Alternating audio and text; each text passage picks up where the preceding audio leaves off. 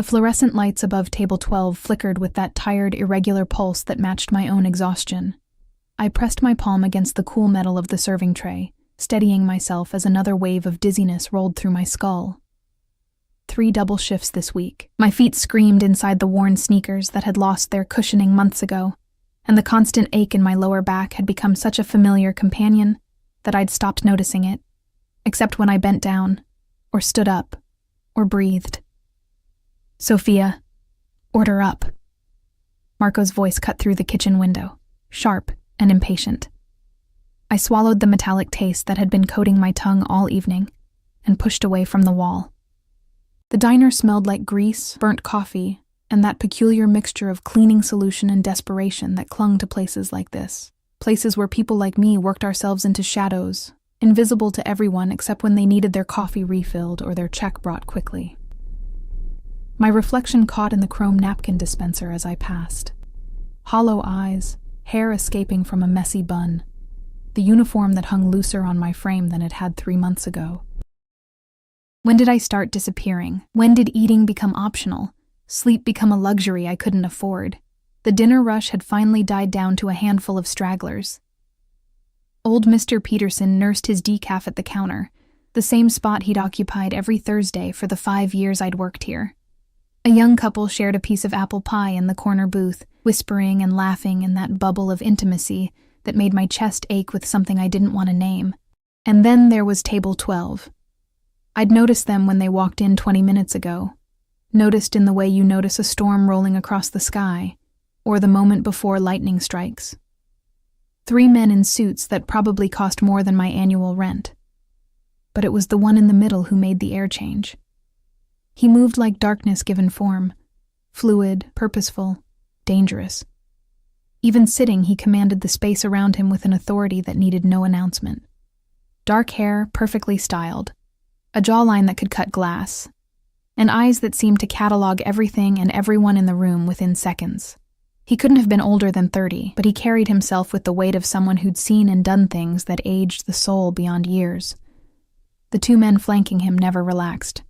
Their eyes constantly swept the diner, hands resting at their sides in a way that suggested they were ready for violence at any moment.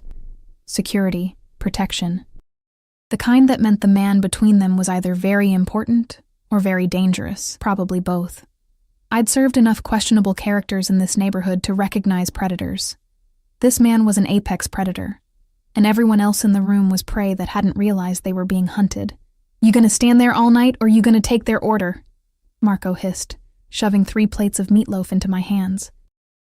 I delivered the food to table 7 on autopilot, my body moving through the familiar choreography of service, while my mind kept drifting back to table 12. Why did men like that come to places like this? The diner was clean enough, but it was still a greasy spoon in a part of town that decent people avoided after dark. When I finally approached their table, my sneakers squeaking softly against the worn linoleum, the 2 guards' eyes locked onto me with predatory focus. But the man in the middle didn't look up immediately. He was reading something on his phone, one hand resting on the table. Long fingers, a watch that caught the light with the kind of gleam that spoke of wealth beyond my comprehension, and a ring on his right hand that looked heavy. Significant. "What can I get you, gentlemen?" My voice came out steadier than I felt. That's when he looked up. The impact of his gaze hit me like a physical force. Dark eyes, almost black in the diner's harsh lighting, assessed me with an intensity that made me feel simultaneously seen and dissected. For a moment, just a fragment of a second, something flickered across his features. Surprise? Recognition? But it vanished so quickly I thought I'd imagined it. Coffee. Black. His voice was smooth, controlled, with an accent I couldn't quite place. Italian, maybe, buried under years of American influence. "Same," the guard on his left said. "Water for me," the one on the right added, never taking his eyes off the front door. I scribbled the order on my pad, a nervous habit since 3 coffees and a water weren't exactly complicated. "Anything to eat?" "No." The dismissal in that single word was absolute. I should have walked away, should have turned on my aching feet and gotten their drinks and forgotten about table 12 entirely, but something made me linger, just for a heartbeat longer, and that's when I saw it. The man on the right shifted in his seat, and his jacket fell open. Nestled in a shoulder holster, unmistakable even in the dim light, was a gun. My breath caught. My eyes must have widened, because the man in the middle noticed. His gaze sharpened, following my line of sight, and something dangerous flashed across his features. "Is there a problem?" His voice dropped lower, quieter, which somehow made it more threatening. "No, sir, no problem." I backed up a step, my heart hammering against my ribs. "I'll get your drinks right away." I turned too quickly. My vision swam, the edges going dark and sparkly. I'd stood up too fast, moved too suddenly after hours of pushing my exhausted body beyond its limits. The room tilted. 3 steps. I made it 3 steps away from table 12 before my knees gave out. The floor rushed up to meet me, but it never came. Strong hands caught me, one arm sliding around my waist, another cradling my head before it could crack against the linoleum. The world spun in nauseating circles, sounds becoming muffled and distant. "Call Dr. Moretti, now." That voice again, sharp with command, close to my ear. I tried to open my eyes, to push away, to apologize for making a scene, but my body had finally reached its breaking point. Darkness pulled at me, sweet and insistent. The last thing I registered was a scent. Expensive cologne, something with notes of cedar and smoke, and underneath it, the clean smell of pressed cotton, warmth, strength. The sensation of being lifted, of being held against a chest that felt solid and real in a way that made my exhausted mind want to surrender completely, and then nothing. Consciousness returned in fragments. Soft sheets beneath me, far softer than the scratchy blanket on my apartment futon. The steady beep of a machine, the antiseptic smell of a hospital, but not the chaotic sounds of an ER. Wherever I was, it was quiet, private. I forced my eyes open, blinking against the soft light from a bedside lamp. The room was small but immaculate. Cream-colored walls, expensive-looking furniture, and equipment that beeped steadily, monitoring my vitals. Not a hospital room. At least, not a normal one. My hand felt heavy, warm. I turned my head, every muscle in my neck protesting the movement, and my breath stopped entirely. He was there. The man from table 12, sitting in a chair pulled close to the bed, still wearing that immaculate suit, and his hand. His hand was wrapped around mine, his thumb moving in absent, gentle circles across my knuckles. His eyes were closed, head tilted back against the chair, and in this unguarded moment, I could study him without that intense gaze pinning me in place. High cheekbones, a nose that had been broken at least once, a scar that cut through his left eyebrow, beautiful and brutal in equal measure. I must have made a sound, a gasp, or maybe just a change in my breathing, because his eyes snapped open instantly, that predatory alertness flooding back. "You're awake." He didn't move his hand from mine. If anything, his grip tightened slightly, possessive. "Don't try to sit up yet." "Where?" My voice cracked, throat dry as sand. "Where am I?" "Private medical facility. You collapsed." His thumb continued that maddening circle on my skin. "When was the last time you ate something?" The question caught me off guard. Yesterday? Maybe the day before. When did you last sleep? More than 3 hours? I couldn't remember. Time had become this blur of shifts and bills and trying to keep my head above water while the world kept pushing me under. "Who are you?" I finally asked the question that mattered. "Why am I here? Why are you?" I looked pointedly at our joined hands. He followed my gaze but didn't release me. Instead, something shifted in his expression. Something that might have been amusement, or might have been something darker. "My name is Dante Moretti." He said it like I should recognize it, like those 2 words should mean something, "and you're here because you saved my life." I stared at him, certain I'd heard wrong. What? The man sitting to my right, the one whose weapon you noticed, Dante's jaw tightened almost imperceptibly. He wasn't my security, he was an assassin, planted in my detail 3 days ago. When you looked at his gun, when your eyes widened, I saw it. I realized something was wrong. The room felt too small suddenly, the air too thin. I don't understand. You don't need to understand. His voice carried that same absolute authority I'd heard in the diner. You saw something you weren't supposed to see, and your reaction saved my life. That makes you important. That makes you mine to protect. The possessive weight of that last word hung in the air between us like smoke. I need to go home, I whispered, trying to pull my hand from his. I have a shift tomorrow, and I can't afford. You don't work there anymore. Dante's grip remained firm but not painful. I've taken care of it, and your rent. And the medical bills I'm sure you've been avoiding. Horror flooded through me, hot and sharp. You can't just... I can do whatever I want, Sophia. The way he said my name, like he'd already memorized every syllable, like it belonged to him now, sent a shiver down my spine. And right now, I want you safe. That scene at the diner, the assassin, people saw. Word spreads in my world. Anyone who thinks you might be valuable to me, anyone who thinks you might know something, will come looking for you. Your world? I finally yanked my hand free, ignoring how the loss of his warmth made something in my chest protest. What world? Who are you? Dante Moretti stood, and the movement was so fluid, so controlled, that it reminded me again of a predator.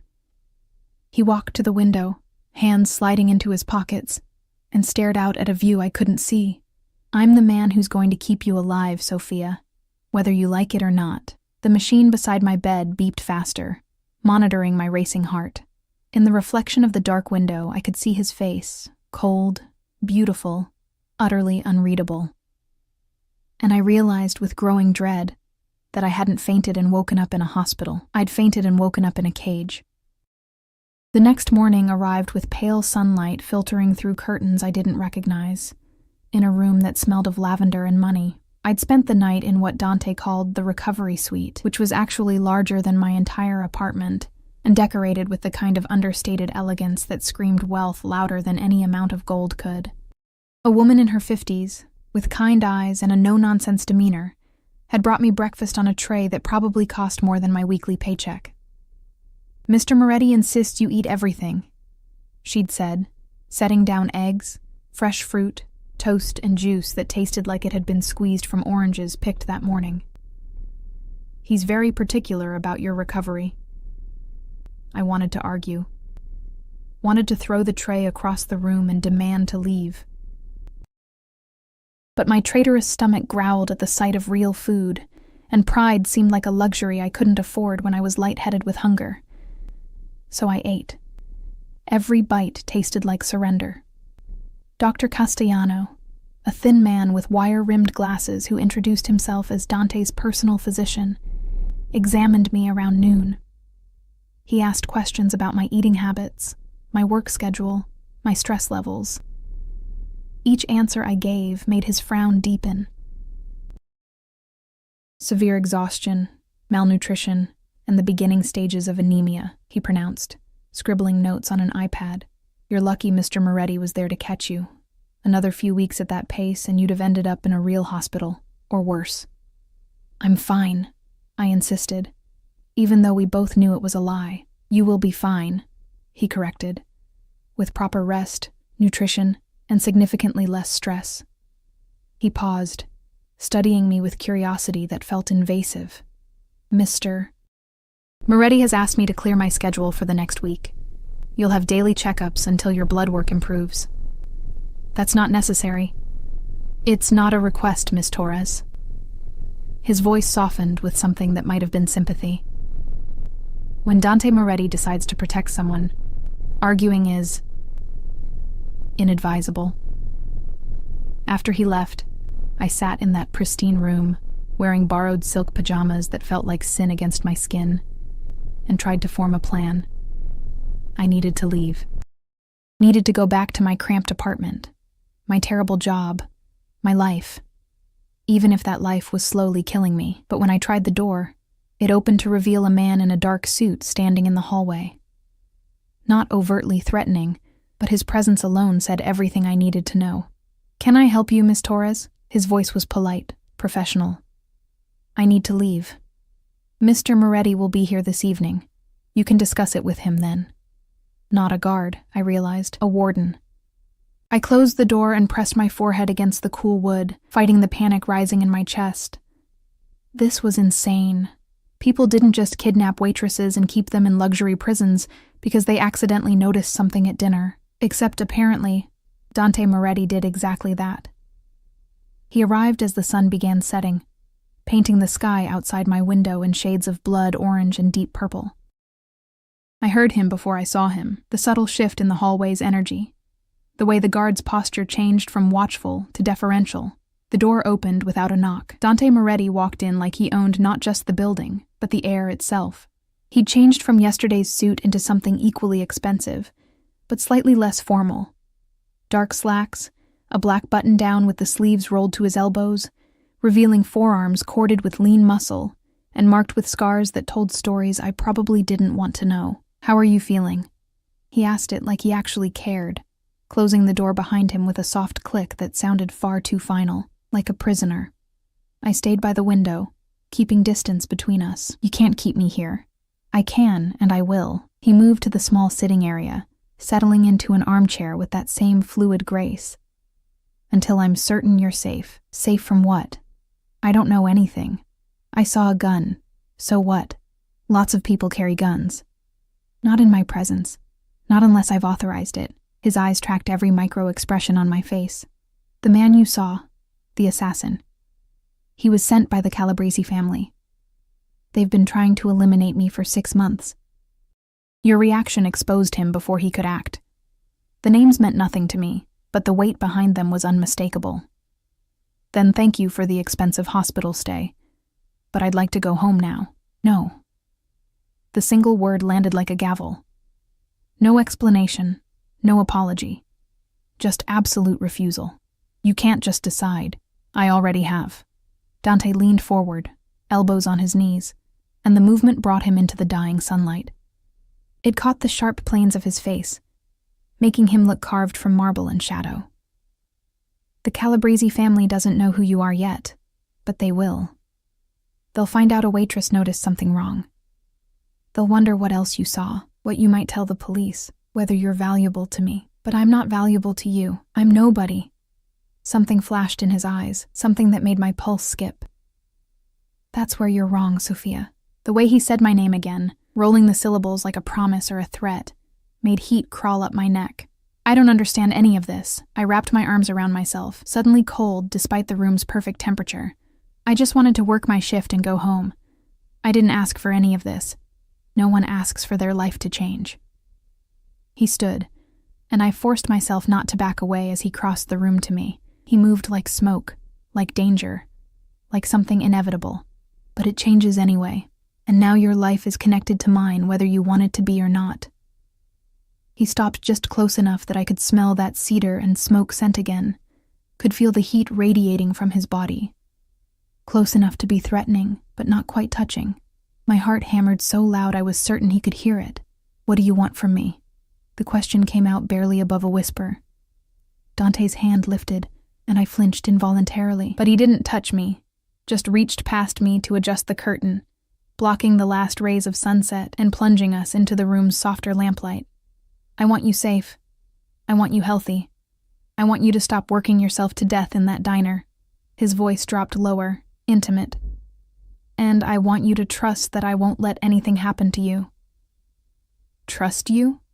I don't even know you." "You will." It wasn't a prediction. It was a certainty. "You're going to stay here, in my home, under my protection, until the threat is neutralized." "Your home?" I looked around the luxurious suite with new understanding. "This is your house?" "One of them." He stepped back, giving me space to breathe again. "You'll have everything you need. Clothes, food, entertainment. Dr. Castellano will continue monitoring your health. Maria, the woman who brought your breakfast, will help you with anything you require. Except my freedom." His jaw tightened almost imperceptibly. "Freedom is relative, Sophia.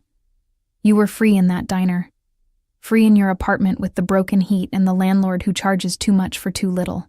Free to work yourself into an early grave while the world ignored you." He paused, letting that sink in. "Here, you're constrained but cared for. Which version of freedom would you prefer? The question felt like a trap, because he wasn't entirely wrong. The life I'd been living wasn't really living at all. It was surviving, barely, one crisis away from complete collapse, but at least it had been mine. I need air, I said suddenly, the walls feeling like they were closing in. I need to get out of this room. Dante studied me for a long moment, then nodded. Come with me. He led me through hallways that belonged in a museum. Marble floors, art that was probably priceless, lighting that cast everything in warm, golden tones. We passed other guards, men who nodded respectfully at Dante, and looked through me like I was a ghost. We emerged onto a terrace that overlooked a manicured garden, the city skyline glittering in the distance. The night air was cool against my flushed skin, carrying the scent of jasmine and earth. Better? Dante stood beside me at the railing, close but not touching. No. I gripped the stone balustrade until my knuckles went white. Nothing about this is better. You've kidnapped me. Protected you, he corrected. And you're acting like you have the right to control my entire life. I have the power to control it. The right is irrelevant. The casual arrogance of that statement should have made me furious. Instead, it just exhausted me. I felt the weight of the past 24 hours crash down, the bizarre reality of my situation settling into my bones. Why me? I asked quietly, staring at the distant lights. You said I saved your life. Fine. Thank you seems like it would have sufficed. Why go to all this trouble? Silence stretched between us, filled only by the sound of night insects and distant traffic. When Dante finally spoke, his voice carried a strange quality I couldn't identify. When you looked at me in the diner for just a moment before you saw the gun, do you know what I saw in your eyes? I shook my head. Nothing. No recognition, no fear, no calculation. You looked at me like I was just another customer. He turned to face me fully, and the intensity in his gaze made my breath catch. Do you know how rare that is? How few people in this world look at me and see just a man? I didn't know who you were. Exactly. His lips curved in something that wasn't quite a smile. Everyone in my world wants something from me. Power, money, protection, death. Everyone looks at me and sees Dante Moretti, head of the Moretti family, the man who controls half the city's underground. But you? You just saw a customer who needed coffee. And that's worth imprisoning me? That's worth protecting you. He reached out slowly, telegraphing the movement, and tucked a strand of hair behind my ear. His fingers barely grazed my skin, but the touch sent electricity racing down my spine. The moment you fainted in my arms, Sophia, you became mine to care for. That's how my world works. You saved me, intentionally or not. So now I owe you a debt that can only be repaid by ensuring your safety. I don't want a debt. I want my life back. Your life was killing you. His hand dropped to his side, but he didn't step away. Your life was working 3 jobs to afford a 1-room apartment with mold in the bathroom and a landlord who threatens eviction every month. Your life was skipping meals and sleep and slowly erasing yourself from existence. The accuracy of his words hit like a slap. How do you... I know everything about you, Sophia Marie Torres, 26 years old, orphaned at 18, no family, no close friends. You've been invisible for so long you've started to believe that's all you deserve to be. His voice dropped to barely above a whisper. But I see you, and I'm not going to let you disappear. Tears burned behind my eyes, but I refused to let them fall. You don't get to decide that. I already have. We stood there on that terrace, the cool night air swirling around us, and I realized the terrifying truth. Dante Moretti wasn't just protecting me from external threats, he was protecting me from myself, from the slow suicide of my previous existence. And I didn't know if I should thank him or hate him for it. A phone buzzed, breaking the moment. Dante pulled a device from his pocket, glanced at the screen, and his expression hardened into something cold and lethal. What is it? I asked before I could stop myself. The Calabresi family just put a price on your head. He looked at me, and there was something almost apologetic in his eyes. $200,000 for information leading to the waitress who exposed their assassin. The world tilted again, but this time I was ready for it. I gripped the railing harder and forced myself to breathe through the panic. So what happens now? Dante's hand covered mine on the stone, warm and steady and terrifying in its certainty. Now I make it very clear that anyone who touches you will answer to me. And in my world, Sophia, that's a death sentence they won't survive. The promise in his voice should have reassured me. Instead, it felt like another chain snapping into place, binding me to this beautiful, dangerous man, whether I wanted it or not. 3 days passed in a strange suspension of reality, days where I existed in Dante's world without being part of it, a ghost haunting marble hallways and silk sheets, eating food prepared by invisible hands, watching the guards change shifts outside my door with military precision. Maria brought me clothes that actually fit, designer labels I'd only seen in magazine advertisements worn by women who looked nothing like me. She chatted while organizing the walk-in closet that had mysteriously appeared attached to my suite, talking about weather and recipes and her grandchildren, carefully avoiding any mention of why I was here or who was keeping me. Dr. Castellano came daily, checking vitals and nodding with satisfaction as my blood work slowly improved. "Color's returning to your face," he'd said that morning. "Keep eating like this, and you'll be healthy in no time, healthy." As if physical wellness could compensate for the cage, no matter how gilded, Dante himself appeared sporadically. Late evenings mostly, when he'd knock once and enter without waiting for permission. He never stayed long, just checked on me with that intense gaze that felt like being X-rayed, asked if I needed anything, and left before I could formulate the right questions. But I felt his presence everywhere. In the books that appeared on the nightstand, all titles I'd mentioned loving years ago. In the specific brand of tea that showed up at breakfast, the one my mother used to make, in the classical music that played softly through hidden speakers, pieces I'd hummed while working at the diner without realizing anyone was listening. He was learning me, studying me, and that terrified me more than any threat from mysterious crime families. On the 4th morning, I woke to voices outside my door. Sharp, urgent, male. I pressed my ear against the wood, heart racing. Not safe here anymore. The Calabresi family knows the general location. They're circling closer. That was Marco, one of Dante's senior guards. We need to move her to the compound upstate. No. Dante's voice, cold and absolute. I'm not hiding her away like she's guilty of something. She stays where I can see her. Boss, with all respect. I said no, Marco. Double the perimeter security. I want men on every entrance, cameras monitoring every angle, and background checks on anyone who comes within a mile of this property. A pause. And bring in Luca.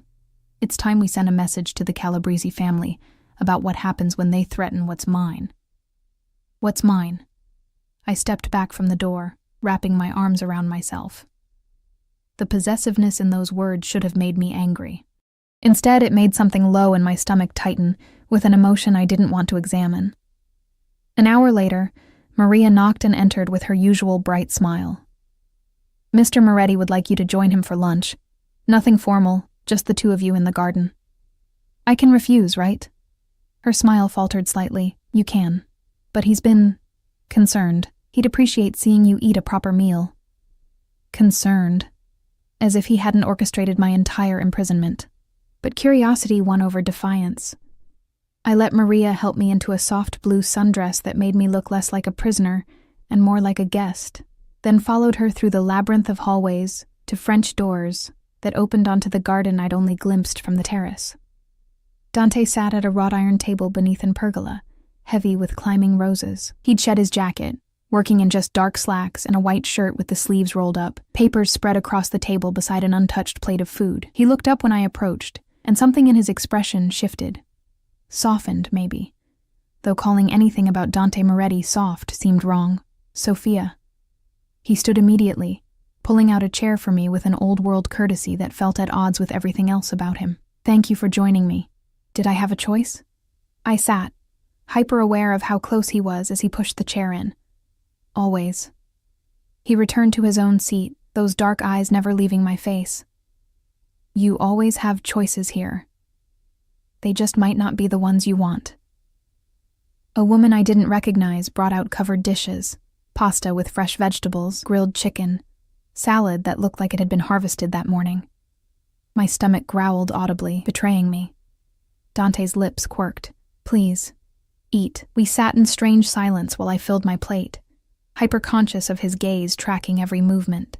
The food tasted incredible, each bite a reminder of how long I'd survived on ramen and whatever expired items Marco let me take from the diner. You're staring, I finally said, unable to take the intensity anymore. I'm observing. There's a difference. Observing what? The way color comes back to your face when you eat. The way you've stopped looking at the exits every few seconds, calculating escape routes. He leaned back in his chair, wine glass dangling from long fingers. The way you're starting to relax, even if you don't want to admit it. I'm not relaxing. I'm adapting. There's a difference. He smiled then, a real smile that transformed his face from coldly beautiful to something dangerously compelling. Touché. I took a sip of water, trying to ignore the flutter in my chest. Can I ask you something? Always. Why are you really doing this, and don't give me that debt repayment excuse? Men like you don't upend their lives over a waitress noticing something at dinner. Dante set down his wine glass, his expression becoming unreadable again. Men like me? Dangerous men. Powerful men. Men who have people killed with a phone call and think nothing of it. Is that what you think I am? Isn't it? He didn't answer immediately. Instead, he stood and walked to the roses, reaching out to touch a blood-red bloom with surprising gentleness. When he spoke, his voice carried a weight that made my breath catch. My father built an empire on fear and violence. He taught me that power was the only thing worth having, that weakness was a disease that needed to be cut out before it spread. He turned back to face me, and there was something almost vulnerable in his expression. I was 8 years old the first time I watched him kill a man. 12, when he made me pull the trigger myself. Horror crawled up my spine. Dante, I tell you this because you asked for truth, Sophia. And the truth is, yes, I'm dangerous. Yes, I've done things that would make you run screaming if you knew the details, but I'm also tired. He moved back toward the table, each step deliberate.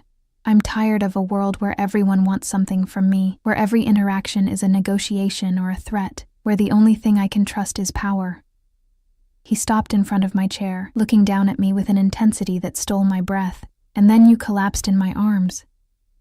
This woman who'd worked herself nearly to death just to survive, who looked at me like I was just another person, who saved my life without even knowing it. His hand lifted, fingers ghosting along my jawline without quite touching. You're real, Sophia. In a world of masks and manipulation, you're unflinchingly, impossibly real, and I'm selfish enough to want to keep that close. My heart hammered against my ribs. That's not fair. No, he agreed, his thumb finally making contact with my skin, tracing the curve of my cheek. It's not. But nothing about my world is fair. And right now, keeping you safe, keeping you here, is the only thing that makes sense. I should have pulled away. Should have told him that pretty words didn't excuse imprisonment, that vulnerability didn't justify control. But his touch was so gentle, so at odds with everything I knew about him, that I found myself frozen. What if I asked you to let me go? I whispered. I'd say no. His honesty was brutal, but I'd also ask you where you'd go, Sophia. Back to the diner that doesn't exist anymore? The apartment you couldn't afford? The life that was slowly erasing you? At least it was my life. Was it? Or were you just existing, waiting for something to change because you were too exhausted to change it yourself? The accusation hit too close to home. I stood abruptly, needing distance, needing air. Dante let me go, watching as I paced toward the garden's edge.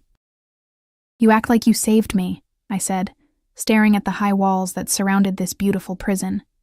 But maybe I didn't need saving. Maybe I just needed time, or a break, or you needed someone to see you. His voice came from right behind me, close enough that I could feel his warmth. You needed someone to care whether you disappeared. And I do, Sophia, more than I should. More than is probably safe for either of us. I turned to face him, and the look in his eyes made my knees weak. There was hunger there, yes, but also something that looked almost like longing. This is insane, I breathed. Probably. He stepped closer, crowding me against the garden wall, his hands coming to rest on either side of my head. Not touching, but trapping. But I've built my life on calculated risks and strategic moves. You, Sophia Torres, are neither calculated nor strategic. You're chaos and instinct, and the first thing in 10 years that's made me feel something other than cold purpose. Dante, tell me you don't feel it too. His voice dropped to barely above a whisper, his face inches from mine. Tell me you haven't noticed the way the air changes when we're in the same room. Tell me you don't lie awake at night thinking about this. I couldn't. Because he was right. Despite everything, the imprisonment, the danger, the absolute insanity of this situation, there was something between us, something electric and terrifying that had nothing to do with logic or reason. This is Stockholm Syndrome, I tried weakly. Is it? Or is it two people who've been alone too long finally seeing each other? His lips were so close now, his breath warm against my skin. One more inch and we'd cross a line that couldn't be uncrossed. The sound of footsteps made us both freeze. Marco appeared at the garden entrance, his expression carefully neutral despite what he'd almost walked in on. Boss, we have a situation. Dante didn't move immediately. His eyes stayed locked on mine, something like regret flickering in their depths. Then he stepped back, the cold mask sliding into place so quickly I almost wondered if I'd imagined the moment before. What kind of situation? His voice was all business now. The Calabresi family. They've made a move. Not on us. On the Santoro operation on the south side. 8 men dead. Their shipment stolen. It's a declaration of war. Dante's jaw tightened. Gather the family heads. Conference room in 20 minutes. He glanced back at me. Marco will escort you back to your suite. I can find my own way. Marco will escort you. No room for argument. And Sophia? Don't leave your room until I come get you. Things are about to get dangerous, and I need to know you're safe. He walked away before I could respond, already pulling out his phone and barking orders. Marco approached with that professional courtesy that somehow made the imprisonment worse. Miss Torres? I followed him back through the house, my mind spinning. War. The Calabresi family was declaring war, and I was somehow caught in the middle of it. But worse, far worse, was the phantom sensation of Dante's breath against my lips, the memory of how badly I'd wanted to close that final distance. Maria was waiting in my suite with tea and sympathy in her eyes. Try not to worry, she said softly. Mr. Moretti has never lost a war. He won't start now. But as I sat in that luxurious cage, listening to the house come alive with urgent movement and low voices, I realized the war I should be worried about wasn't the one with the Calabresi family. It was the one raging inside me, between self-preservation and the terrifying pull toward a man who'd trapped me in silk and called it salvation. The house transformed overnight. Where there had been quiet luxury, now there was controlled chaos. Men in dark suits moving with purpose through hallways, phones ringing at all hours, the low murmur of voices discussing strategy and retribution. I caught fragments when guards changed outside my door, shipments, territories, blood debts that needed settling. I was a ghost again, but this time by design. Maria brought my meals with tight smiles and worried eyes. Dr. Castellano's visits became perfunctory, quick vital checks and distracted nods. Even the guards seemed more focused on threats beyond the walls than the woman trapped within them. Dante disappeared entirely. 2 days passed without seeing him. 2 days where I paced my gilded cage and tried not to think about that moment in the garden, the way his breath had felt against my skin, the hunger in his eyes that had matched something dark and urgent in my own chest. On the 3rd night, I woke to voices, not outside my door, but somewhere deeper in the house. Shouting. The sharp crack of something breaking. My heart hammered as I slipped from bed, pressing my ear against the door. Nothing. I shouldn't have opened it, shouldn't have stepped into the darkened hallway wearing nothing but silk pajamas and curiosity. But the guard who was usually posted had vanished, and the pull toward those distant voices was stronger than self-preservation. The house felt different at night, shadows stretching longer, the artwork on the walls seeming to watch my passage. I followed the sound to a wing I'd never explored, down a staircase that led to heavy wooden doors. Light spilled from underneath, Voices rose and fell in cadences that spoke of argument, of barely controlled violence. I shouldn't have pushed the door open, shouldn't have looked, but I did. The room was some kind of office, dark wood paneling, expensive furniture, and walls lined with screens showing security feeds. A dozen men stood in various positions, all focused on the head of the table where Dante sat, still wearing the suit from however many hours ago, sleeves rolled up and tie discarded. He looked exhausted, dangerous, beautiful in the way natural disasters were beautiful, terrible and compelling and utterly devastating. "Don't care what it costs," he was saying, voice like gravel and smoke. "The Calabrese family drew first blood. We respond with overwhelming force. I want every operation they have in this city shut down by the end of the week, their suppliers cut off, their distribution networks destroyed, their protection money stopped." "Boss," one of the men interrupted carefully, "that's going to mean civilian casualties. Innocent people caught in the crossfire." Dante's expression didn't change. "Then make sure our people are careful. But I will not show weakness because they've decided to escalate. The Santoro family was under our protection, and 8 of their men are dead because the Calabrese thought they could move against us without consequences." "What about the girl?" Another voice, one I didn't recognize. The waitress. "Word on the street is that the Calabrese family thinks she's your weakness. That you've gone soft over some nobody who—" The sound of Dante's fist hitting the table was like a gunshot. Every man in the room froze. "Her name," Dante said with lethal quiet, "is Sophia. And anyone who refers to her as anything less than a person under my personal protection will find themselves answering to me directly. Is that understood?" Murmured agreements rippled through the room. "The Calabrese family thinks she's leverage against me. Let them think it. Let them focus their attention on finding her while we dismantle everything they've built." He stood, and even exhausted, even wearing violence like a second skin. His authority was absolute. "But Marco, I want triple security on the house. No one gets within 2 blocks without our people knowing about it. She doesn't leave her suite. She doesn't go near windows. And if anyone manages to get close to her, heads will roll. Literally." That's when he saw me. His gaze snapped to the door I'd foolishly opened, and every other man in the room turned to follow. The weight of their collective attention was suffocating. Curiosity, assessment, speculation about the woman who'd somehow captured Dante Moretti's obsessive protection. "Out," Dante ordered, eyes never leaving mine. "All of you. Now." The room emptied with impressive speed. Marco was the last to leave, shooting me a look that might have been warning or sympathy before closing the door behind him. Silence stretched between us, heavy and charged. "You should be in your room." Dante's voice was carefully controlled, but I could hear the edge underneath, anger or fear or something more complicated. I heard shouting. I thought, "You thought what, Sophia? That you could help? That wandering around my house in the middle of the night while there's a war happening was somehow a good idea?" He moved around the desk, each step deliberate. "Do you have any concept of how many people would pay a fortune to get their hands on you right now? I'm not helpless. No, you're reckless. There's a difference." He stopped a few feet away, close enough that I could see the exhaustion etched into his features, the shadow of stubble darkening his jaw. What if it hadn't been my men in that hallway? What if the Calabrese family had managed to breach security? What if— But they didn't. I lifted my chin, refusing to be cowed. And maybe I'm tired of being locked away like some damsel who needs constant saving.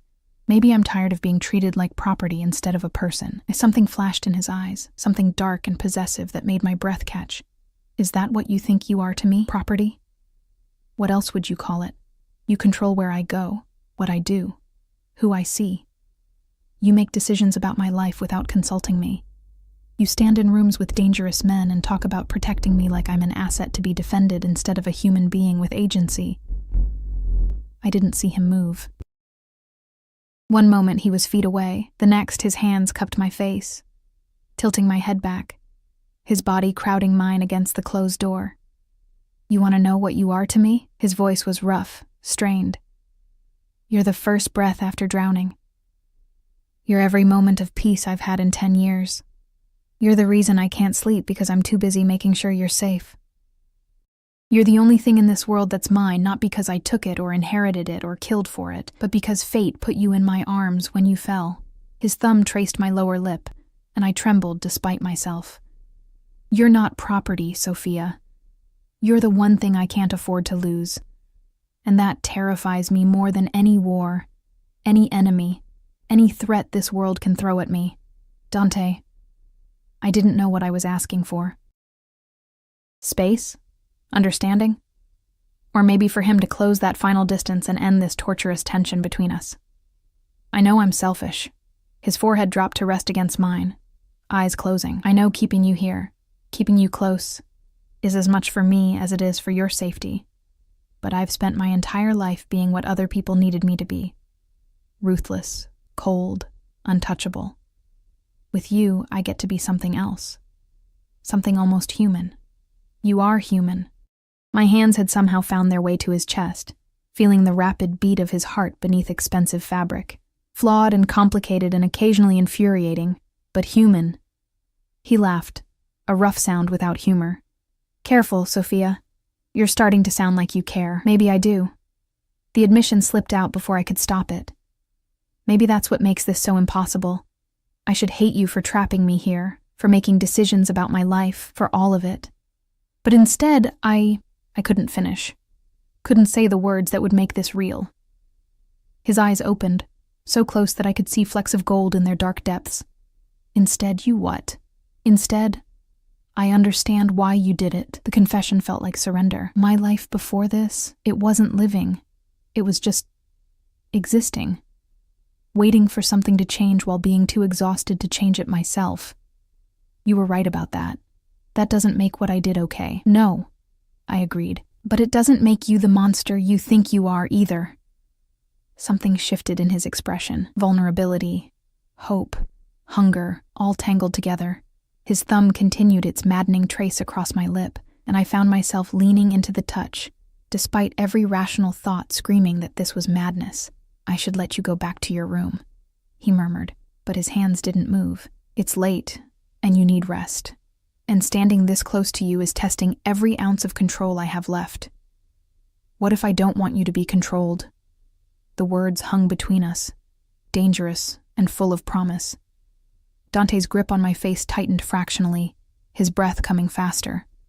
Sophia, if I kiss you right now, if I give in to what I've been wanting since that first moment in the diner, there's no going back. You understand that? You'll be mine in every way that matters, and I don't share. Ever. The possessiveness should have scared me. Instead, it sent heat pooling low in my stomach. Maybe I don't want to go back. I rose onto my toes, closing the distance between us by inches. Maybe I'm tired of being careful and practical and safe. Maybe I want to make one completely irrational decision. He kissed me before I could finish, and it was like falling and flying simultaneously. His lips claimed mine with a hunger that stole my breath, one hand tangling in my hair while the other pulled me flush against him. I gasped against his mouth, and he took advantage, deepening the kiss until I forgot where I ended and he began. This wasn't gentle, wasn't careful. This was desperation and desire, and days of tension finally breaking like a dam. My hands fisted in his shirt, pulling him closer, needing more of something I couldn't name. Dante groaned against my lips, the sound vibrating through both of us, and suddenly we were moving. He walked me backward until my spine hit the desk, lifted me onto it without breaking the kiss, positioned himself between my thighs in a way that made coherent thought impossible. Tell me to stop, he murmured against my lips, his hands roaming my sides, my back, everywhere and not enough. Tell me this is wrong, that you don't want this. I can't. I pulled him back to me, kissing him with equal fervor. I can't because I do want this, want you, even though it's insane and complicated and probably the worst decision I've ever made. He silenced me with another searing kiss, his hands sliding beneath the silk of my pajama top, warm palms against bare skin. I arched into the touch, a sound escaping my throat that was half gasp, half plea. Mine. He breathed against my neck, lips tracing fire down my throat. Say it, Sophia. Say you're mine. I should have protested. Should have argued that people didn't belong to other people. That this possessiveness was unhealthy. That we were moving too fast. But his mouth was doing incredible things to my pulse point, and his hands were mapping my body like he was memorizing every curve. And the rational part of my brain had abandoned ship entirely. Yours, I gasped. I'm yours. The word seemed to break something in him. He captured my mouth again, the kiss turning almost savage, and I met him with equal intensity, my legs wrapped around his waist, pulling him impossibly closer, and he groaned my name like a prayer or a curse. A sharp knock on the door made us both freeze. Boss, we have a situation. Marco's voice, apologetic but urgent. The Calabrese family just hit one of our warehouses on the east side. 3 men down, merchandise stolen, reality crashed back in waves. Dante rested his forehead against mine, both of us breathing hard, his hands still on my skin. I have to deal with this, he said quietly, regret heavy in his voice. I know. He pulled back enough to look at me, and what I saw in his eyes made my heart stutter. Possession, yes, but also something deeper. Something that looked almost like love. Go back to your room. Lock the door. Don't open it for anyone but Maria or me. He helped me down from the desk, straightening my disheveled pajamas with gentle hands. This isn't over, Sophia. Not even close. Promise? A fierce smile crossed his features. I never break my promises. Especially not to you. He kissed me one more time, softer, sweeter, full of unspoken promises, then stepped away and opened the door. Marco stood outside, carefully not looking at either of us. Take her back to her suite, personal escort. And Marco? Dante's voice hardened. If anything happens to her while I'm gone, you don't come back. Understood, boss. I followed Marco through silent hallways, my lips still tingling, my body still humming with unfulfilled desire. At my door, he paused. He's not a good man, Miss Torres, but he's trying to be better. For you. Marco's expression was unreadable. That counts for something in our world. There. Before I could respond, he was gone, leaving me alone with the taste of Dante still on my lips and the terrifying realization that I'd just crossed a line I could never uncross. I was falling for a man who killed people with phone calls, who controlled an empire built on violence and fear. And the most terrifying part, I didn't want to stop falling. The war intensified over the next week like a storm that had been brewing on the horizon finally making landfall. I heard it in fragments, whispered conversations between guards, Maria's increasingly worried glances. The way Dante's visits became shorter, more distracted, shadows deepening under his eyes. He came to me every night, though, no matter how late, no matter how exhausted. Sometimes we just sat in silence, my head on his shoulder while he traced idle patterns on my arm. Sometimes we talked about everything except the violence happening beyond these walls. And sometimes, most nights, we kissed with a desperate hunger that left us both breathless and wanting more than we allowed ourselves to take. Soon, he'd promise against my lips, when this is over, when you're truly safe, I'll give you everything, but not while there's still danger, not while I can't protect you properly. I understood, even as frustration built beneath my skin. He was compartmentalizing, keeping me separate from the darkness of his world, trying to preserve something pure in the midst of chaos. But purity was an illusion. I was already stained by association, already complicit in this life whether I wanted to be or not. On the 8th day, everything changed. I woke to silence, the wrong kind of silence. The house felt empty in a way that set my nerves on edge. No footsteps in the hallway, no low murmur of voices, no sense of the controlled activity that had become familiar. Maria didn't come with breakfast. Dr. Castellano didn't appear for my checkup. Even the guard outside my door was gone. Something was very, very wrong. I dressed quickly in jeans and a sweater, practical clothes for whatever was coming, and tried the door. Unlocked. The hallway stretched empty in both directions, morning sunlight streaming through windows that suddenly felt too exposed. Hello? My voice echoed unanswered. I moved through the house cautiously, every instinct screaming danger. The main floor was deserted, dishes still on the dining table from breakfast that had been interrupted. A phone lay abandoned on the marble floor. Screen cracked. Then I heard it. A sound from the garden. Voices. One I recognized. I ran. The garden doors stood open, and the scene that greeted me stopped my heart. Dante knelt in the grass, hands bound behind his back, blood running from a cut above his eye. 3 men in dark suits surrounded him, guns drawn. And standing over him with a smile that made my blood run cold was a man I'd never seen before, older, silver-haired, with eyes like chips of ice. Ah, there she is. The silver-haired man's smile widened. The infamous Sofia Torres, the waitress who brought down an empire. "Run," Dante said through gritted teeth, not looking at me. "Sofia, run!" One of the guards hit him in the ribs, and I gasped as Dante doubled over. "Don't." The word came out stronger than I felt. "Don't touch him." Or what? The older man laughed. "You'll save him again? I'm Antonio Calabrese, my dear, and you've caused me considerable trouble." The name hit like ice water. The enemy, the man who'd declared war, who'd put a price on my head, who'd been hunting me for weeks. "I didn't mean to cause trouble," I said carefully, moving slowly into the garden. "I was just working. I didn't know. Didn't know you'd expose our assassin. Didn't know you'd save the life of our greatest enemy."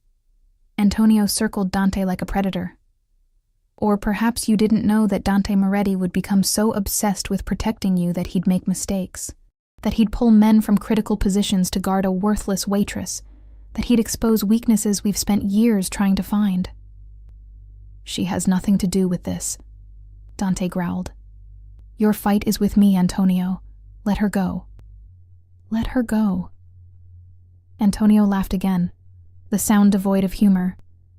"She's the only reason you're still alive, Dante. I could put a bullet in your head right now, but where's the fun in that?" "No, I think I'll take something from you first. Make you watch as I destroy the one thing you actually care about." He pulled a gun from his jacket, pointing it casually at me. Everything slowed down. I saw Dante struggle against his bonds, saw murder in his eyes as he lunged forward despite the guns trained on him. Saw Antonio's finger tighten on the trigger, and I realized with perfect clarity that I wasn't ready to die. Not now. Not when I'd finally found something. Someone worth living for. "Wait!" The word exploded from me. "Wait. Please. I'll go with you. I'll be your leverage, your prisoner. Whatever you want. Just don't kill him. Please." Antonio paused, interest flickering in those cold eyes. How touching. The mouse offering herself to save the lion. "Sofia?" "No," Dante's voice was raw, desperate. "Don't you dare. It's my choice." I met his eyes across the garden, trying to memorize every detail of his face. "You've been making decisions for me since we met. Let me make this one." How noble. Antonio lowered the gun slightly. "But I'm afraid it's not that simple. You see, killing Dante quickly would be mercy, but making him live knowing he failed to protect you, watching you suffer because of his weakness, that's poetry." The gun swung back toward me and I closed my eyes. The gunshot was deafening, but I didn't feel anything. No pain, no impact. I opened my eyes to chaos. Antonio stumbling backward, clutching his shoulder where blood bloomed across his expensive suit. Men in dark clothes poured from every entrance to the garden, moving with military precision.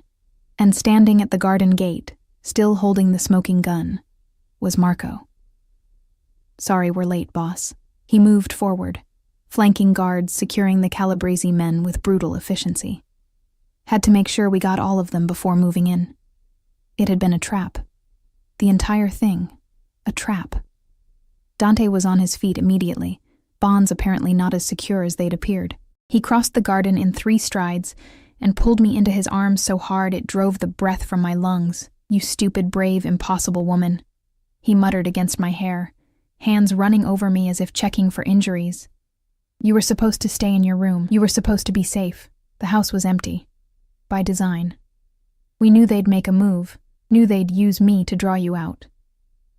He pulled back enough to look at me, and his eyes were wild.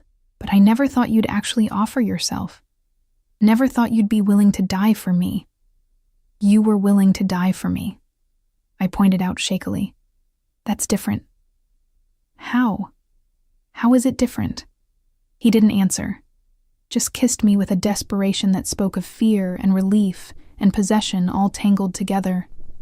I kissed him back with equal fervor, not caring about the audience, not caring about anything except the fact that we were both alive.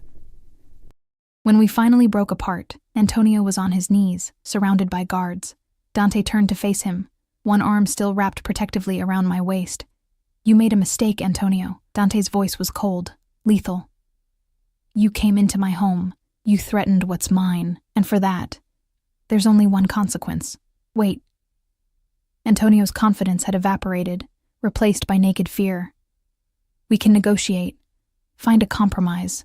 The time for negotiation ended when you pointed a gun at her. Dante nodded to Marco. Make it clean, and send what's left back to his family as a message. Anyone who touches Sofia Torres answers to me personally. Guards dragged Antonio away, his protests fading into the distance. I should have been horrified, should have been disgusted by the casual order of execution, by the violence underlying every word. But all I felt was relief and something darker, satisfaction that the man who'd tried to hurt us would never threaten anyone again. Am I a terrible person? I asked quietly, for not feeling bad about what's going to happen to him. Dante turned me to face him fully, hands cupping my face with infinite gentleness. You're human. You're allowed to want the people who threaten you to face consequences. Is it over? The war? It will be. The Calabrese family just lost their head. The other families will fall in line once they understand the price of defying me. His thumb traced my cheekbone. And then, Sofia Torres, we need to have a very serious conversation about you offering to sacrifice yourself. You would have done the same, yes, and it would have destroyed you. Don't you understand that? His voice cracked slightly. Losing you would end me in ways that no bullet or blade ever could. You've become essential, Sofia. You're not just someone I'm protecting anymore. You're everything. The weight of those words settled over us like a benediction. Everything. In his world, in his life, in his heart. I love you, I said simply, because there was no point in denying it anymore. I know it's insane and complicated and probably unhealthy, but I love you. Somewhere between the diner and here, between the cage and the garden, I fell completely in love with you. Dante's eyes closed, and when they opened again, they shimmered with something I'd never seen before. Tears, maybe, or just overwhelming emotion. I've loved you since you looked at me like I was just a man who needed coffee, he said quietly. I've loved you through every moment of trying to keep you safe, every night of sitting beside your bed while you slept, every second of this impossible situation. You're my redemption, Sofia, my chance to be something more than the monster my father created. He kissed me again, softer this time, full of promise and forever. So what happens now? I asked when we finally broke apart. Now? A smile curved his lips, genuine, full of warmth. Now I ask you properly. No cages, no imprisonment, no making decisions for you. Just a choice. He took my hands in his, and despite everything he was, everything he'd done, his hands trembled slightly. Stay with me, Sofia. Not because you're trapped, not because you're in danger, but because you want to. Build a life with me. Let me spend every day proving that I can be worthy of the gift you are. I thought about my old life, the diner, the crushing poverty, the slow erasure of self, and I thought about this life. Dangerous, yes, but also full of passion and purpose, and being seen for the first time in years. It wasn't really a choice at all. Yes, I said. Yes, I'll stay. I'll build a life with you. But Dante? I lifted my chin, meeting his eyes with steel in my own. I'm not going to be some delicate thing you keep locked away. If I'm yours, then you're mine too. That means partnership, not protection. Equals, not captive and captor. His smile widened, fierce and proud. I wouldn't have it any other way. 6 months later, I stood in the same garden where everything had almost ended, watching the sun set in shades of amber and rose. The house was full again, but this time with celebration. A gathering of families, of allies, of the strange world I'd become part of. Maria bustled past with trays of food, grinning at me. Dr. Castellano raised a glass in salute from across the lawn. Even Marco smiled, a rare expression that softened his usually stern features. And Dante. Dante stood beside me, one arm around my waist, looking at me like I'd hung the stars. "Happy?" he asked quietly. I thought about everything that had led us here. The collapse, the cage, the war, the fear and the fighting and the impossible journey from waitress to... What? Mafia wife felt too simple. Partner to a dangerous man felt more accurate. "Yes," I said honestly. "Complicated and messy and sometimes terrifying, but yes, happy." He pulled me closer, pressing a kiss to my temple. "I'm going to spend the rest of my life making sure you stay that way. That's a long time. Not nearly long enough." The sun finished its descent, painting the sky in darkness. But standing there in Dante's arms, surrounded by the life we'd built from chaos and violence and impossible odds, I wasn't afraid of the dark anymore. Because I'd learned that sometimes the most dangerous men carried the most gentle hearts. Sometimes cages became sanctuaries. And sometimes love grew, not despite the darkness, but because of it, transforming two broken people into something whole. I'd been a waitress who'd saved a man without meaning to. Now I was a woman who'd chosen to stay, to fight, to love with everything I had. And in Dante's world, our world, that made all the difference.